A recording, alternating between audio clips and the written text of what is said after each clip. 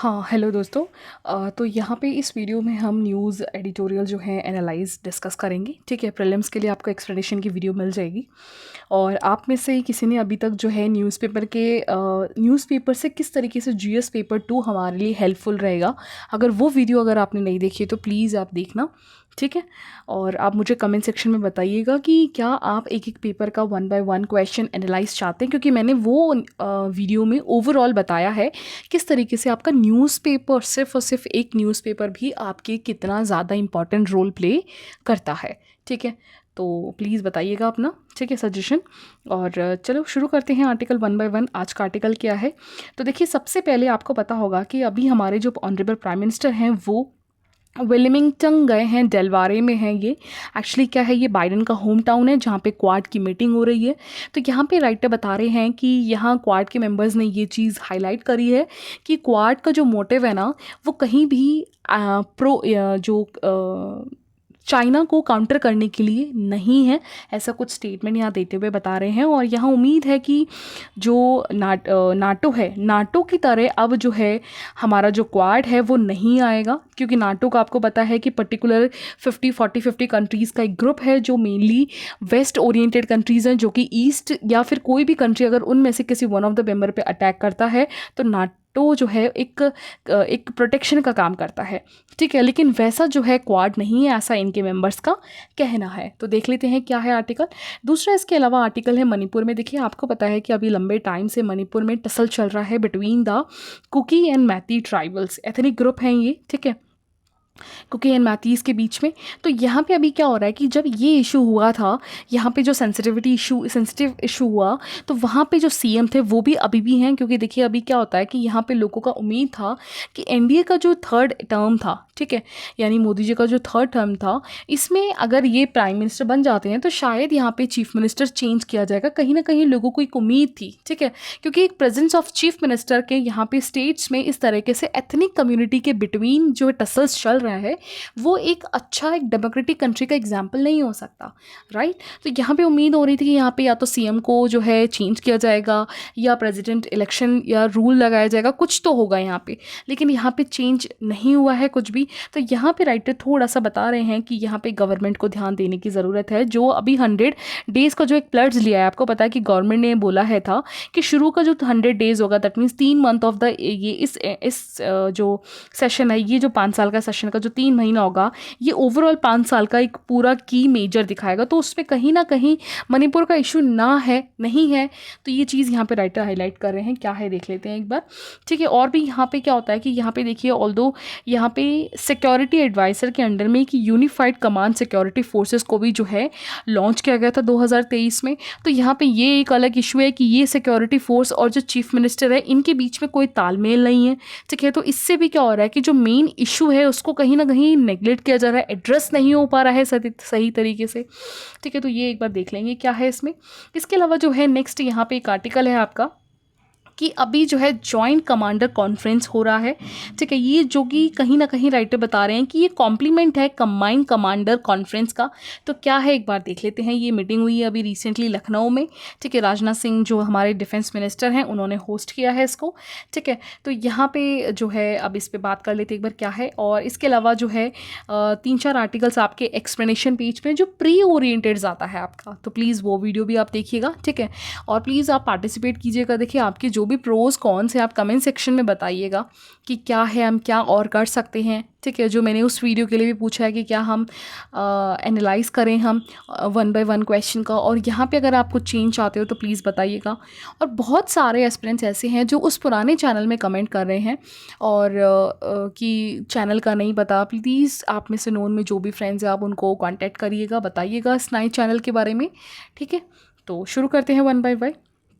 देखिए, यहाँ पे अभी राइटर बताना चाह रहे हैं कि अभी रिसेंटली क्या है। देखिए, ऑल्दो ये टॉपिक आपका जो है GS2 में कवर होगा, GS2 में जो है इंटरनेशनल रिलेशन में कवर होगा, ठीक है। इंटरनेशनल रिलेशन में क्योंकि देखिए ये प्री और मेंस दोनों के हिसाब से इंपॉर्टेंट हो जाता है। प्री में ज़्यादा है क्योंकि क्वाड की मीटिंग हुई है, तो क्वाड की मीटिंग में आपको पहले पता होना चाहिए कि क्वाड में मेम्बर्स कौन कौन से हैं, ठीक है। इससे पहले ये कब बना था, इसका हेड क्वार्टर है या नहीं है, वैसे इसका हेड क्वार्टर नहीं है, ठीक है। तो ये सारी चीज़ें आपको प्री पर्सपेक्टिव से में एक बार रिवाइज करना है। मेंस पर्सपेक्टिव में ये है कि ये एक फॉडर मटेरियल का काम कर सकता है। डायरेक्ट क्वेश्चन तो नहीं आएगा, लेकिन क्वाड जो है इस तरीके से काम कर सकता है कि क्वाड एक सेंटर और एशियन के बीच में एक पुल का काम कर रहा है, एक ब्रिज का काम कर रहा है। तो उसी तरीके से आप फॉडर मटेरियल में बता सकते हो। जैसे अभी आपने जैसे क्वेश्चन था साउथ वेस्ट एशिया के अंडर में इंडिया का जो इंटरफेरेंस है वो बहुत ज़्यादा बढ़ रहा है। तो आने वाले टाइम पे जब साउथ और या एशिया और साउथ एशिया और जो आपका वेस्ट के बीच में रिलेशंस की बात आएगी, तो तब आप ये फॉडर मटेरियल के फॉर्म में जो है आप बता सकते हो इसको।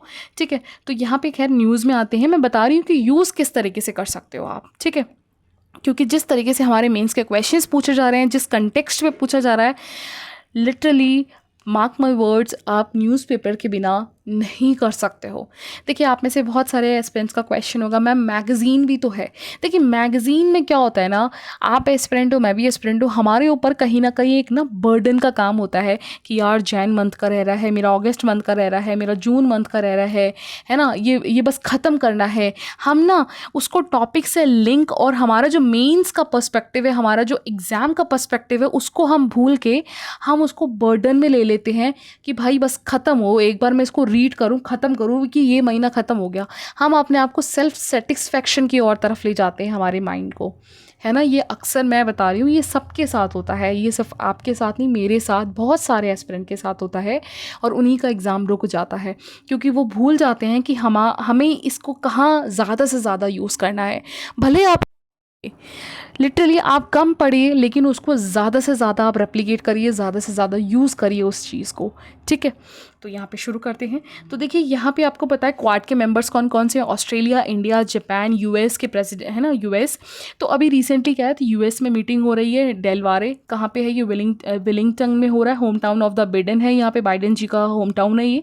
ठीक है, यहाँ पे उम्मीद की जा रही है कि इस बार जो नेशंस मिल रहे हैं, तो इनका एग्रीमेंट जो होगा बहुत ही वाइड रेंज में होगा, जैसे सर्विकल कैंसर पे, या फिर आप साइबर सिक्योरिटी के कॉपरेशंस पे, या फिर इंडियन ओशियन के जो भी इश्यूज़ हैं, जो भी जॉइंट पोर्ट डेवलपमेंट है, या फिर एयर लॉजिस्टिक नेटवर्क्स हैं, उसके ऊपर यहाँ पे होप की जा रही है कि कुछ ना कुछ एमओयू साइन होके ज़रूर आएगा।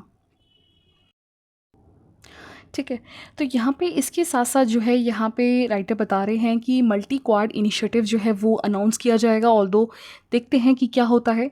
इसके अलावा यहाँ पे इन्होंने ये बात बोली कि यहाँ पे उम्मीद है कि जो भी friendly critics in the US है, वो भी इसमें जो है मोर कोहेरेंट होकर पार्टिसिपेट करेंगे। और इस बार इसके परमानेंट सेक्रेटरीट की भी बात होगी, क्योंकि अभी तक आपको पता है हेडक्वार्टर इसका परमानेंट नहीं है।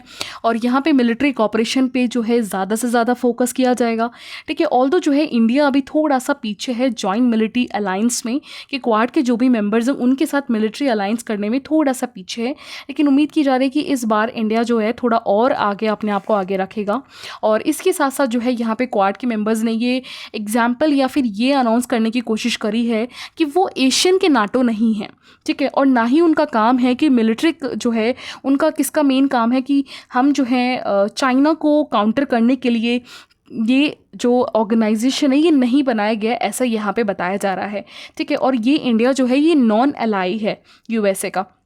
ठीक है, दैट मीन्स ये है कि जिस तरीके से नाटो और यूएसए के एक ग्रुप बना हुआ है, वैसे जो है हमारा क्वाड नहीं है। जैसे अभी तक हम मानते आ रहे हैं कि क्वाड बना ही चाइना को काउंटर करने के लिए इंडियन पैसिफिक ओशंस में, लेकिन इन्होंने बोला है कि डायरेक्टली कि भैया जो चाइना है, यानी जो क्वाड है, ये forum it's not direct against China.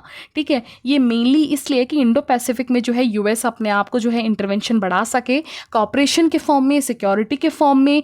ठीक है, एयू के यूएस जैसे ही मिलिट्री इंस्ट्रूमेंट्स के लिए south Korea, Japan, India, Philippines, इनके साथ जो है जिनका मेनली चाइना के साथ एग्रेसिव या डिस्प्यूट चल रहा है, उनके साथ जापान का एक अच्छा फ्रेंडशिप बढ़ता हुआ यहाँ पे दिख रहा है, ऐसा बता रहे हैं राइटर। ठीक है, ऑल्दो इंडिया और यूएसए ने पहले के कंपैरेटिवली अपना जो रेंज है, अपनी जो डेप्थ है मिलिट्री कॉपरेशंस के लिए कुछ सालों से बढ़ाया है। ठीक है, और यहाँ पे क्वाड भी उसी फॉर्म में दिखता हुआ आ रहा है मिलिट्री बायलैटरल मिलिट्री कॉपरेशन में। ठीक है, यहाँ पे नीड है हमें पॉलिटिकल साइड्स को और अपलिफ्ट करने के लिए, ताकि ये नॉन अलाइनमेंट लगे, ऐसा ना हो कि नाटो की तरह ये एक उभर कर आए, जिसकी वजह से और कंट्रीज़ क्या होती हैं, देखिए स्केयर होती हैं, और कंट्री यहाँ पे पार्टिसिपेट करने की फिर कोशिश नहीं करती है, जिनके साथ जिनका चाइना प्रो होता है। ठीक है, कुछ कंट्रीज़ हैं चाइना प्रो हैं, वो जो हैं इस क्वाड के मेंबर्स नहीं बन पाएंगे। ठीक है, अगर क्वाड एंटी चाइना के मोटिवेशन से चलता रहा। तो ठीक है, तो यहाँ पे ये चीज़ इन्होंने अश्योर करा है और यहाँ पे इन्होंने बोला है कि माइट भी यहाँ पे जो है कि यहाँ चाइना के साथ, बीजिंग के साथ कोई और भी जो है ग्रुप्स को क्वाड्स के अप्रोच में इंगेजमेंट किया जाए। ऑल्दो यहाँ पे बाइडेन ने अभी रिसेंटली जो है शी जिनपिंग के साथ भी जो है मीटिंग्स करी थी और यहाँ पे अभी जो है ऑनरेबल प्राइम मिनिस्टर की भी मीटिंग होने वाली है शी जिनपिंग के साथ। 2018 में भी आपको पता है कि वो मल्लपुरम यहाँ आए थे, इंडिया में आए थे, काफ़ी जगह विजिट करी उन्होंने। ठीक है, ऑल्दो अब जो है रिसेंटली होने वाले ईस्ट एशिया समिट हो, ब्रिक्स हो, G20 हो, इनके मीटिंग्स में भी जो है आए दिन हम होने वाले मीटिंग्स में भी पता चलेगा कि कितना जो है एक इंटरेस्ट बना हुआ है। ठीक है, तो ओवरऑल ये आर्टिकल था। तो प्लीज़ वापस मैं बता रही हूँ कि इस आर्टिकल को देखिए, ये डायरेक्ट क्वेश्चन नहीं आएगा अब आपका। अब आप हमारे पास अब टाइम है, 2025 का मेंस अब आ गया, क्योंकि देखिए 24 का ख़त्म हो गया है तो 25 का आ गया है। तो यहाँ पे अब आप ना अपना टॉपिक एक तो एक A4 साइज शीट ले लीजिए, डेट लिखिए, ठीक है, 23 सितंबर। उसके हिसाब से आज जो भी आर्टिकल आप पढ़ रहे हो ना, उसको कंटेक्स्ट और GS पेपर कौन सा, उसके साथ आप नोट्स बना के कंपाइल करके रखिए। मैं ये नहीं कह रही कि अंदर का मटेरियल रखिए, लेकिन जो कंटेक्स्ट है, जब आप मैगज़ीन पढ़ोगे या फिर पर्टिकुलर जब आप क्वाड का प्रीलिम्स और मेंस के हिसाब से जब अपडेट करोगे, तो आप यहाँ देखोगे कि ये वाला टॉपिक इस महीने आया हुआ है, तो क्या मैगज़ीन में ये कवर है तो वेल एंड गुड, और नहीं है तो आप एटलीस्ट वापस क्रॉस चेक में अपने नोट्स को अपडेट कर पाओगे सिर्फ इस कंटेक्स्ट से। और कंटेक्स्ट, क्योंकि देखिए थ्योरी आपको पता होगा लेकिन कंटेक्स्ट नहीं पता होगा ना, तो मज़ा नहीं आता आंसर में। फिर ऐसा लगता है कि आपको पता नहीं है रिसेंट का कोई इनिशिएटिव, बस आप लिख रहे हो, आपको पता है कि हाँ ये क्वाड नाम का कोई ऑर्गेनाइजेशन है 4 कंट्रीज़ का, ठीक है, इंडो पैसिफिक पे काम करने के लिए, सिक्योरिटी एंड मिलिटेंट के लिए। ठीक है, तो कंटेंट जो कंटेक्स्ट है वो इंपॉर्टेंट रोल प्ले करता है। ठीक है, नेक्स्ट आर्टिकल पर चलते हैं। तो देखिए यहाँ पे आपको पता है कि हमारे जो पिछले 1-1.5 साल से जो है मैतीज़ और कुकीज़ के बीच में जो एथनिकल ट्राइबल ग्रुप है, ठीक है, इनके बीच में टसल चल रहा है। आपको मैं एक बेसिक डिफरेंस बता दूँ तो देखिए, जैसे मान लीजिए ये मणिपुर है, ठीक है, ये वैली है, ठीक है, ये माउंटेन रीजन है, ठीक है, यहाँ पे जो है मैतीज़ रहती हैं, सॉरी यहाँ पे जो है कुकीज़ हैं, एक मिनट, यहाँ पे जो है एक मिनट रुकिए, डार्क ले लेते हैं थोड़ा। यहाँ पे माउंटेन एरिया में कुकीज़ रहती हैं और वैली एरिया में जो है मैतीज़ है। ठीक है, एक्चुअली इन मैतीज़ को जो है ना, ये पहले मणिपुर, आपको पता होगा मणिपुर पहले यूनियन टेरिटरी था 1972 से पहले। ठीक है, तो 1972 से पहले ही इस मैथी ग्रुप जो एथनिक ग्रुप है, इसे ट्राइबल ग्रुप का जो है रिकॉग्नाइजेशन दे दिया गया था गवर्नमेंट के द्वारा 1949 में ही।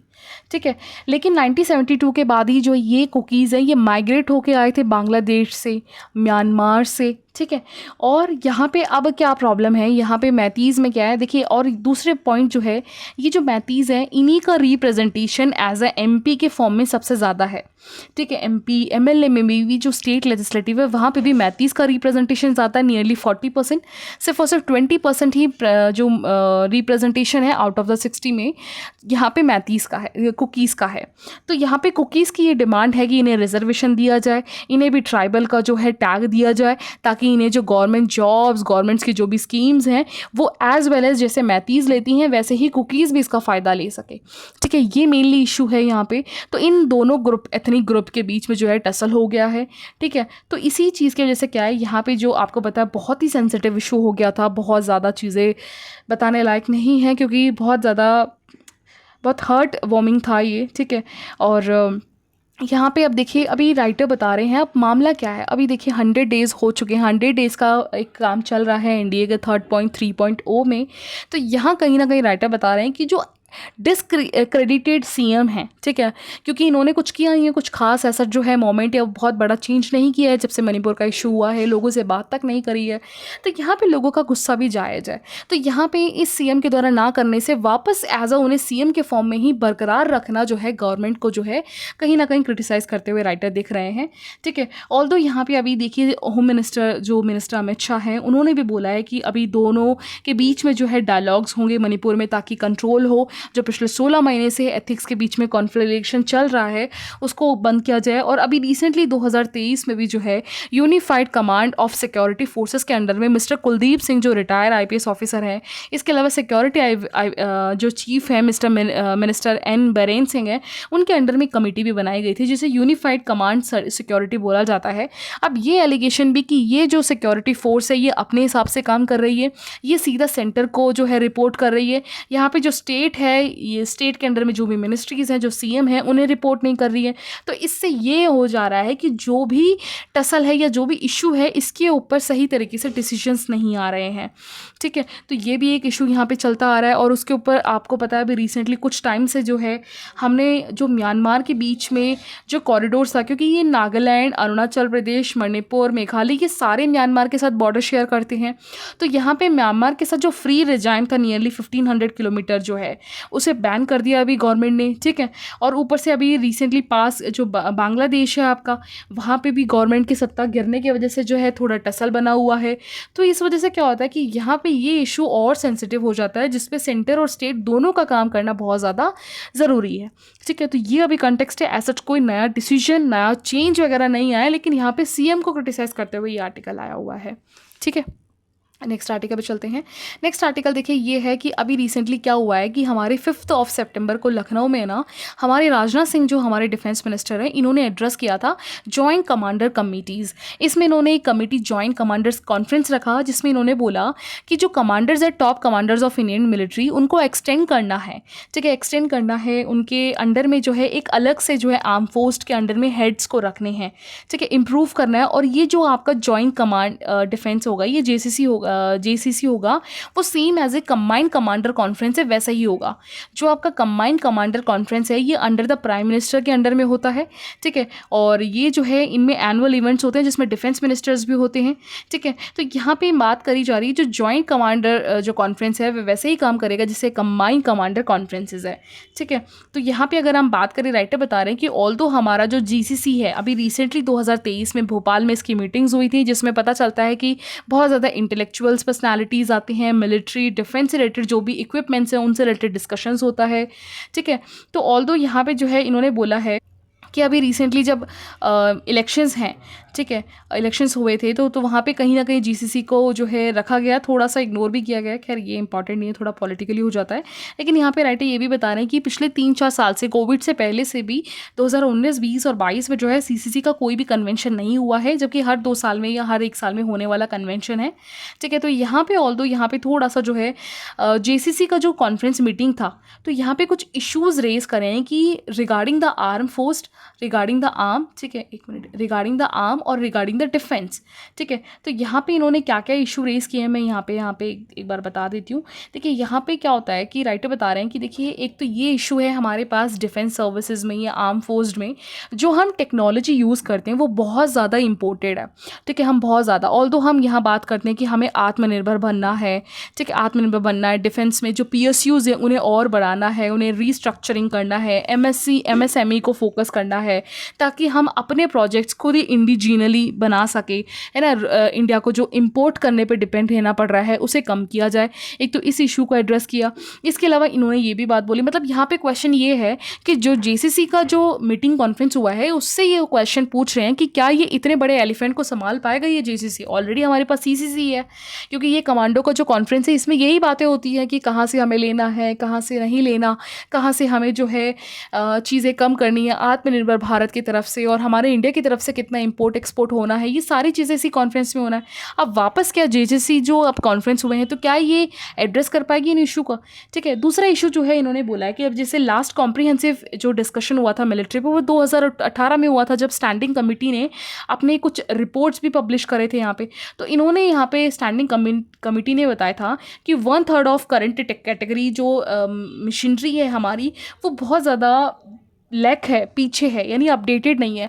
और 1/3 जो है वो आर्ट कैटेगरी में है, यानी अब जो है उसका यूज़ हो चुका है, अब यूज़ वो सिर्फ म्यूज़ियम या आर्ट कैटेगरी में रखा जाना चाहिए।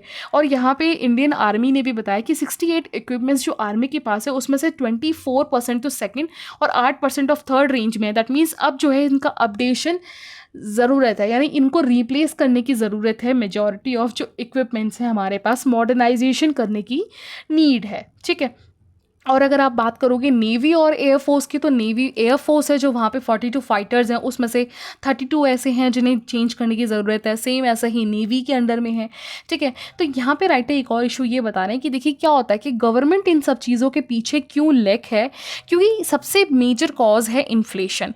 क्योंकि देखिए अगर आप 2014 से, जब से इंडिया गवर्नमेंट आई है तब से लेकर अभी 2024, पिछले 10 साल में अगर आप इन्फ्लेशन का रेंज देख लोगे तो इंडियन रुपीज़ देखिए, इंडियन का रुपीज़ जो डॉलर के मुकाबले $1 62.33 रुपीज़ की वैल्यू रखता था, आज वो 83.47, यानी जो सामान हम पहले 62 रुपये में खरीदते थे वो सामान अब हमें 83 रुपीज़ दे के खरीदना पड़ रहा है। तो सेम सोचिए जब हम डिफेंस में नए नए अपडेशन जब करेंगे तो कितना ज़्यादा खर्चा यहाँ गवर्नमेंट का आएगा।